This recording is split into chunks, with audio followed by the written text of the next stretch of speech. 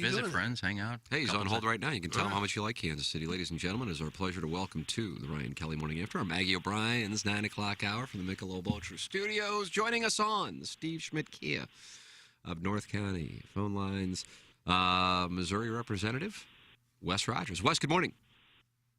Morning. How are you guys? We're wonderful. Thank you so much for joining us. We are anxious to get your perspective on what has transpired. I think a lot of people enjoy gambling on sports. We're bullish on this thing passing, and it died last night in the Senate. What are the circumstances surrounding it? So it died, and, we're in session now, but we're only in session for 2 more weeks. So it died, and at the soonest it's going to be next year, and, who knows after that. But so here's what happened. The bill made it out of the House with broad bipartisan support. Almost everybody voted for it. It went over to the Senate, and the short version is there's a group of people who really want video lottery terminals, which I call gas station casinos, tied together to the sports gambling. So that issue, the video lottery terminals are much more controversial than sports gambling, and when you tie the 2 issues together, it just doesn't have a path forward, and that's what happened. What do you attribute the reasoning for those being against it to, Wes? Being against the video lottery terminals? Yeah. I really don't care personally. All I really cared about was sports gambling. But what's happened, and I know Illinois got them, South Dakota's got them, a few states fairly close to us do. But if you go into these restaurants or gas stations or truck stops, you'll see what's basically a little mini casino there. And the people who don't like them, and again, this is not necessarily me, it's just, what we hear is, it's hard to regulate, so it's hard to keep kids out of there. It's hard to keep problem gamblers out of there. And so it's just hard to regulate, and people don't think that that's a great thing. Like I said, I don't really care. The practical problem we have is if we want sports gambling, we've got to do a clean bill. When you bring in something controversial like that, it kills it.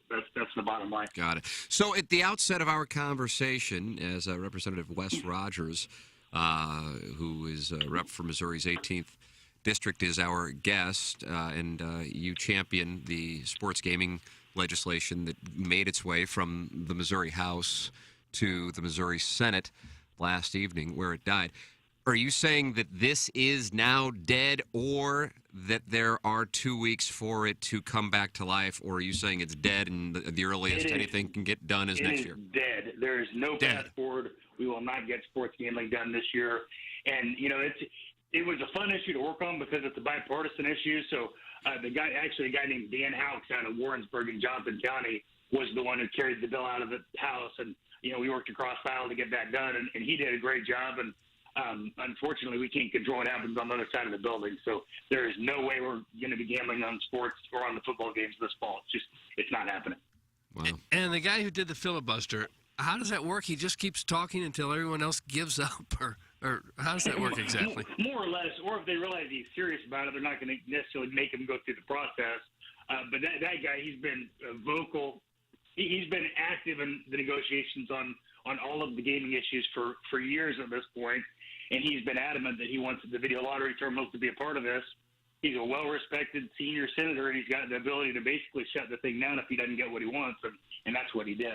Can I ask, and this may be naive, but if you're tying the video poker machines and video gambling into the sports betting, I mean, we already have casinos in Missouri where you play slot machines and you do all that already. Right. Why do you have to tie that into a sports betting bill where you can go in and bet on football games, hockey games, golf, whatever? It's not even the same thing. So that's my perspective. I agree with you. I think it's insane that we weren't able to split it up and do sports gambling in one bill, video lottery and video poker in another bill. So for what it's worth, I agree with you. I will say, in gambling is in the Missouri State Constitution, and it's got to be on either the Missouri or the Mississippi River. And we can there's only 13 licenses. That's all that exists per the Constitution. And then most of them are in Kansas City and St. Louis, of course. So that is part of it. So these video lottery terminals that are popping up, a lot of them are far away from the casinos. You're down in southwest Missouri, you're hours away from a casino. And so I think that's part of the pitch on the other side is, hey, they're doing it in the casinos, but we're not close to the casinos in certain parts of the state. Yeah, I got to wear waders when I go to Lumiere because it's so close to the river. Right, yeah, exactly. Well, and I'll tell you this, my in-laws live in St. Louis, and I drive across to Illinois every single weekend to bet on games, and it's just such a waste of our taxpayer resources. But there's so many people like me, and it sounds like a lot of your listeners who are driving across state lines to do business. Is there an estimate about how much money we're leaving on the table by not having sports gambling in Missouri? There are, but they're all over the place. And part of the reason it's hard to estimate that is, I'll tell you a really good example. In Kansas City, one of the casino operators owns the Argosy Casino, which is in Platte County on the state line, and also owns Hollywood Casino, which is over by the Kansas Speedway. And I know for a fact, and this is just good business on their part, but if Kansas gets sports gambling done before us, and it looks like they're going to get it done this week, the casino plans on just busing people from Missouri to Kansas. So, it's not just the actual revenue from the betting. It's, if you and your wife go over there and you have dinner and you go shopping and you play table games and all that goes with it, the economic multiplier on this is a lot more significant than just the tax revenue directly from sports gambling. Sure, we have that exact same set of circumstances here with people going to Illinois, as you can imagine. We are with Representative Wes Rogers here on the Ryan Kelly Morning After, and he is kind enough to join us on short notice to talk about this Missouri sports wagering legislation that died in the Missouri Senate. In your opinion, is this as cut and dried as these gambling machines that are in gas stations, restaurants, or are there other groups of people who are pushing back just because they're anti-gambling? You know what? That's a good question, and the answer to that is, in the past, you had a lot more of the anti-gambling people just saying we don't want any expansion, period. We've reached a point where that is really toned down a lot. So there's not as much pushback as you think. We've got some in Missouri, the conservative states, especially getting to southern Missouri, you've got some elected officials who are just flat out never going to be for an expansion of gambling. But that's a pretty small minority at this point. Really, the resistance has come from the people that just want all of the gambling legislation dumped into one bill. Okay. You said it would be at least until next year for this to happen. Is there any optimism that it will, or why wouldn't the same thing happen next year and the year after that and the year after that? So we need two things. One is, we got a whole summer and a whole winter where hopefully these people who are on different sides of this can sit down and come up with some sort of compromise.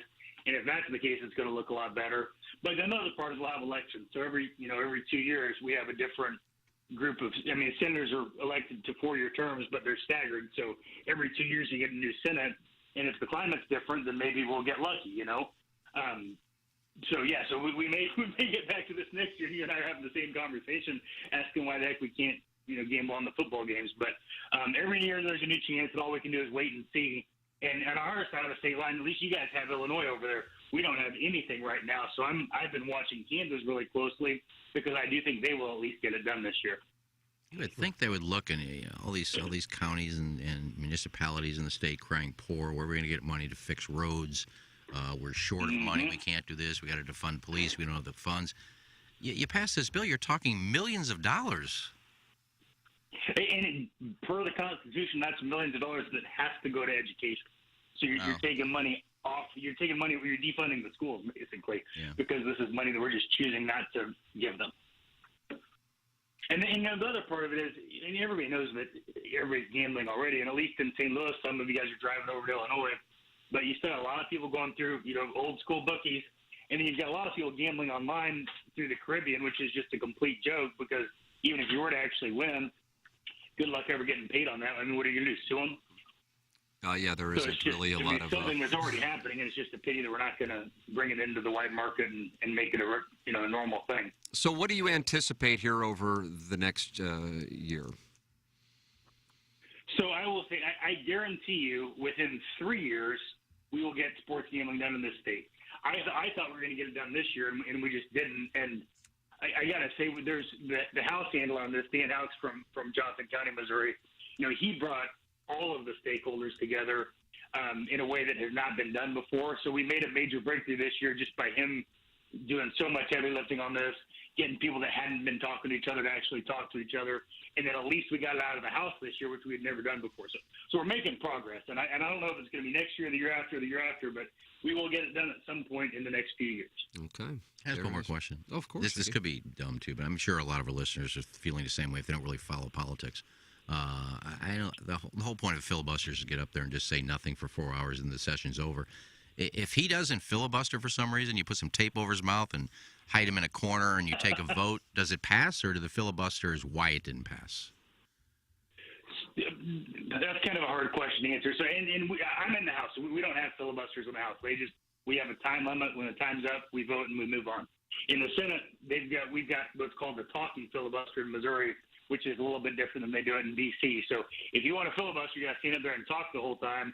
And typically what happens is you've got a few senators who are on the same side of an issue, and one of them's holding the floor, two of them's holding the floor on the filibuster, and the others are behind the scenes working out a deal. And my guess is, and I was not in the Senate, so I'm just guessing on this, my guess is they started the filibuster, started to negotiate, and realized there's no way anybody was going to come up with a deal, and then that was that. Yeah. There it is. Representative Wes Rogers with us here on the Ryan Kelly Morning After. Thank you so much for the time and the explanation as to what took place. I know our audience really appreciates the explanation, so thanks so much, Representative Rogers. We appreciate it. Yeah, of course, and I'll see you guys next time I'm over at the Casino Queen making my bet. There he is, Wes Rogers with us here.